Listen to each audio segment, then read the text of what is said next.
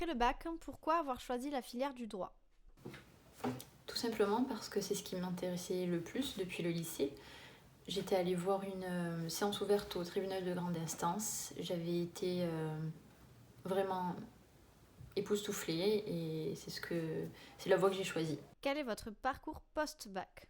J'ai eu un parcours assez classique, donc première et deuxième année de licence en droit, puis j'ai fait une troisième année de licence en droit et sciences politiques pour faire un master 1 en sciences politiques juste après.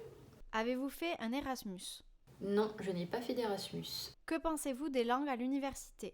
Les langues, elles sont diverses et variées, et contrairement au lycée, on a le choix et on a la chance de pouvoir avoir accès à des langues rares, telles que le chinois ou le russe. Et donc j'encourage vraiment tout le monde à aller dans cette voie parce que c'est très intéressant. Selon vous, quels sont les atouts recherchés pour entrer en M1? Alors, les atouts pour la sélection en Master 1, du moins pour le Master 1 en sciences politiques, je pense qu'avant tout, c'est avoir une bonne culture générale. Il faut une assez bonne capacité d'analyse et un sens critique un peu aiguisé. Il faut être vraiment au fait de l'actualité nationale et internationale. Et surtout une aisance à s'exprimer à l'oral puisqu'on fait beaucoup d'oral. Donc n'ayez pas peur de vous entraîner et ça devrait aller. Pourquoi avoir choisi ce master et pas un autre? C'était le master qui était dans la continuité de la troisième année de droit et sciences politiques. Et puis personnellement, je trouvais que c'était le master le plus intéressant, puisqu'entre guillemets, en droit pur, on nous demande surtout d'apprendre et d'appliquer. Alors que là, on fait beaucoup plus appel à notre réflexion personnelle, à notre capacité d'analyse. Et personnellement, c'est ce que je trouve le plus intéressant. Avez-vous fait partie d'une association étudiante? Alors oui, l'association du master de RIPS, donc Relations internationales, politique de sécurité et de défense. Avez-vous fait des stages? Non, mais je pars en février et sachez que si vous n'avez pas fait de stage en deuxième ou en troisième année, ce n'est pas une fatalité. Bien sûr, pour ceux qui auront fait des stages, c'est un plus, mais vous ne serez pas pénalisé si vous n'avez pas pu effectuer de stage.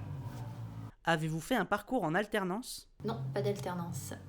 Selon vous, quelles matières générales sont essentielles en master? Alors, en Master 1, je dirais que c'est le cours de théorie des relations internationales. C'est vraiment la base. C'est un cours que l'on a sur les 2 semestres et il est très très très complet. C'est vraiment la base pour le Master 1. Pour le Master 2, je dirais que c'est le cours de théorie de la sécurité. Et puis on a un cours très intéressant sur le rôle des armements dans la géopolitique et la géostratégie. Donc ce sont 2 cours qui sont assez complémentaires et qui forment une bonne base. Quelles options conseillez-vous? Alors nos options en Master 2 sont sous forme de séminaires. Et il y a donc 2 séminaires qui sont particulièrement intéressants. C'est celui sur les défis stratégiques de l'espace extra-atmosphérique et celui sur le cyberespace, la cybersécurité et la cybercriminalité. Donc ce sont des options, des séminaires qui sont assez intéressants parce que traitent d'enjeux très actuels et très contemporains.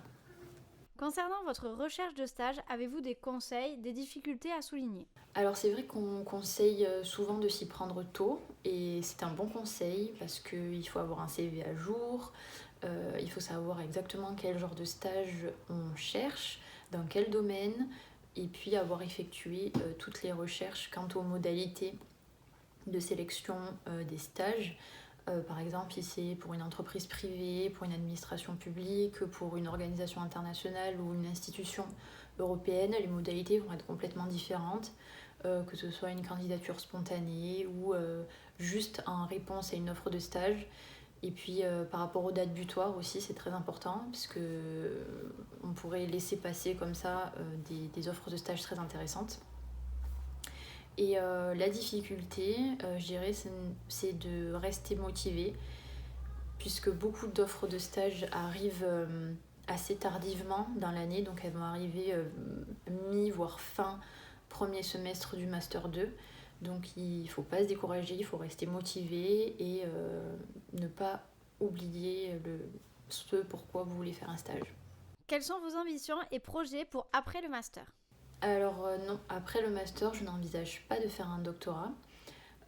J'espère à la suite de mon stage pouvoir m'insérer dans la vie professionnelle, donc que ce soit au sein des affaires étrangères ou au niveau de l'armée, je ne sais pas, je reste ouverte aux opportunités.